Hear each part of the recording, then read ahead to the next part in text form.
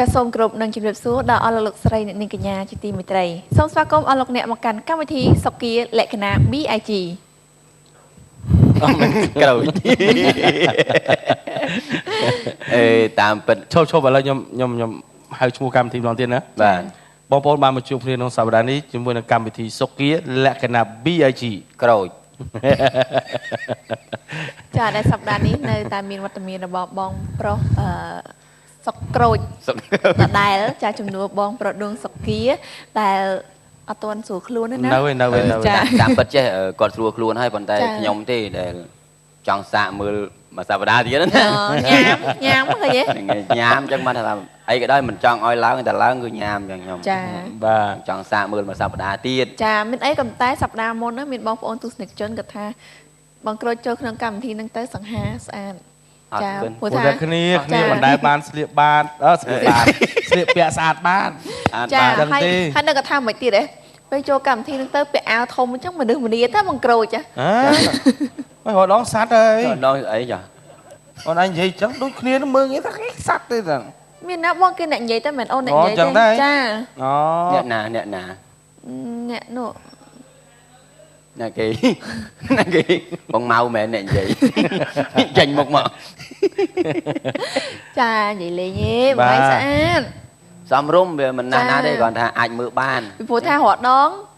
លេងកំ pl អញ្ចឹងយើងពាក់សក់គូមុខអីទៅរៀងចាស់ពេលមកថ្ងៃហ្នឹងទៅតែងខ្លួនស្អាតបានដូចខ្ញុំថាអញ្ចឹងសំរុំមិនណាស់ណាទេចាអាចមើលបានដែរបើយើងសម្លឹងអាយុទៅទើបដឹងថាវាសំរុំមើលតចាប់ពីមួយសប្តាហ៍ពីរសប្តាហ៍នឹងស្អាតទេ10ឆ្នាំអីណោះអញ្ចឹងហ៎អូយូរបង10ឆ្នាំបាទអរគុណណាស់ហើយកម្មវិធីសុគាលក្ខណៈ BIG ក្រូចបាទមានក្រូចដែរគឺអត់ភ្លេចទេណាព្រោះថាកម្មវិធីតាំងពីចាប់ផ្ដើមមកមិនដែលបានចាណែនាំអំពីខាងក្រុមតន្ត្រីទាំងតន្ត្រីសម័យនិងបុរាណទេបាទហើយក្នុងសប្តាហ៍នេះចង់ឲ្យបងប្អូននៅគេឋានខាងទីកម្មវិធីសុគាលក្ខណៈហ្នឹងមានតែ3នាក់ចាពិធីករតឹងអត់មានថាខាងក្រុមតន្ត្រីអត់មានទេគេចាក់សម្លេងមកតែពិតមាននៅពេលនេះចង់ណែនាំឲ្យបងប្អូនបានស្គាល់ដែរគឺមុនដំបូងនោះគឺខាងក្រុមតន្ត្រីសម័យបាទប្រធានខាងក្រុមតន្ត្រីសម័យគឺលោកម៉ៅបាទគឺអ្នកលេងអកបាទគឺម៉ៅប្រធាន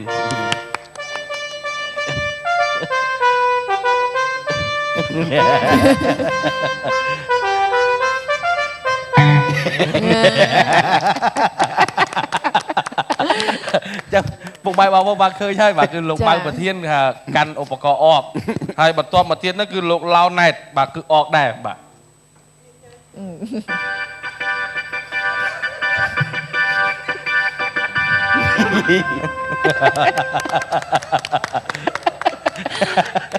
ហើយបន្តមកទៀតនោះគឺលោកចន្ទ្រាបាទលេងសូឡូក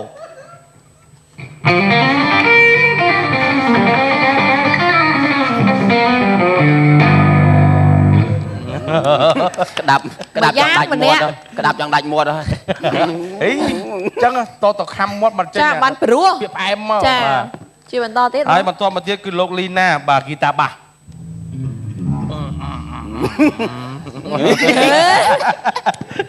សភាពអ៊ីនហើយអ្នកលេងឧបករណ៍ដែលសភាពជាងគេនោះគឺលោកប៊ុនរិទ្ធបាទខាងស្គរសភាពណាបងគាត់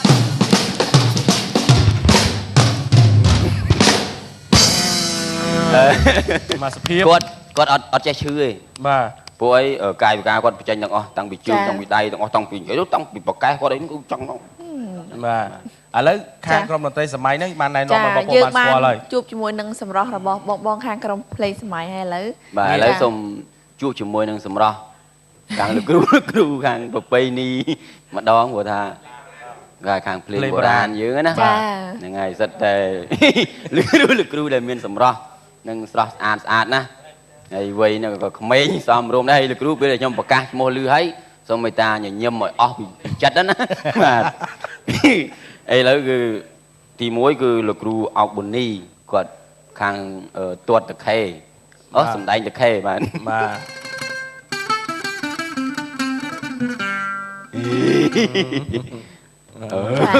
ទនេះគាត់បញ្ជាក់បន្តិចឲ្យដឹងថាតខេហោះចាថ្ងៃមុនតខេហោះម្ដងហើយហោះចោលឡានហើយនិយាយតខេហោះ ពីអ្នកលេងឧបករណ៍ពីដើមអ៊ំខ្ញុំម្នាក់មហាសនាមគាត់ខេហោះដែរហ្នឹងហើយខេហោះដែរបាទតែមិនមែនហោះសខេដែរមែនទេបាទហើយទី2គឺលោកមេងវីបាទគឺលោកសំដែងស្គរបាទ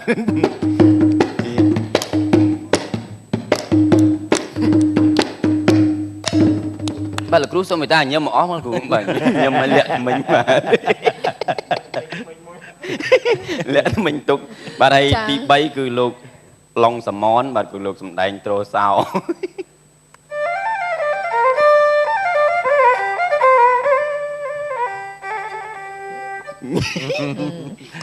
មានអារម្មណ៍ថាអៀនខ្លួនឯងគ្រូខប់ណាគាត់អៀនចឹងហើយចាបាទហើយទី4គឺលោកផិនសុផាតបាទគាត់កាន់ត្រូអ៊ូបាទហៅលោកគ្រូសក់លងបាទ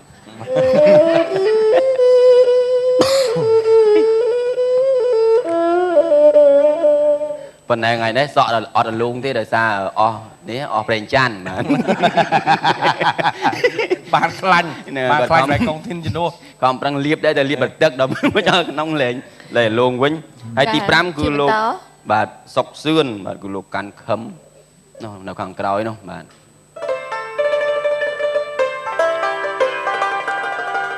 អូ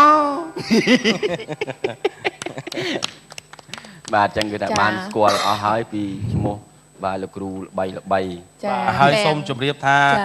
មិនត្រឹមតែខាងតន្ត្រីសម័យហើយនឹងតន្ត្រីបុរាណទេគឺយើងមានខាងកាមេរ៉ាមែនហើយមានខាងបង switcher បាទគឺមានទាំងអ្នកសម្អាតមានទាំងក្រុមរៀបឆាកហើយនឹងភ្លើងចែកទីភ្លើងគាត់ថាច្រើនមែនទែនគូផ្សំទាំងអស់បាទទម្រាំបានចេញជាកម្មវិធីមួយនេះគឺមានការសហការបាទសហការគ្នាហើយខាងផ្នែកអនាម័យអូច្រើនណាស់បាទដើមឈើអញ្ចឹងយើងត្រូវតែមានឫសមានទឹកមានដីមានដើមមានស្លឹកអីចឹងណាចាដើមបាទចាអរគុណណាស់នៅពេលនេះសូមបង្វែរអារម្មណ៍អស់លោកអ្នកមកជួបជាមួយនឹងតារាកិត្តិយសទី1ដែលជាតារាចម្រៀងផ្នែកសម័យចាដែលគាត់គឺជាតារាចម្រៀងដែលមានឈ្មោះបោះសម្លេងជាយូរឆ្នាំមកហើយសម្លេងគាត់ព្រោះណាព្រោះចាបាទនេះខ្ញុំប្រកាសឈ្មោះទៅប្រកាសជាបានដឹងចាដូច្នេះសូមសម្លេងស្វាគមន៍ជូនទៅដល់អ្នកនាងសួនចន្ទថា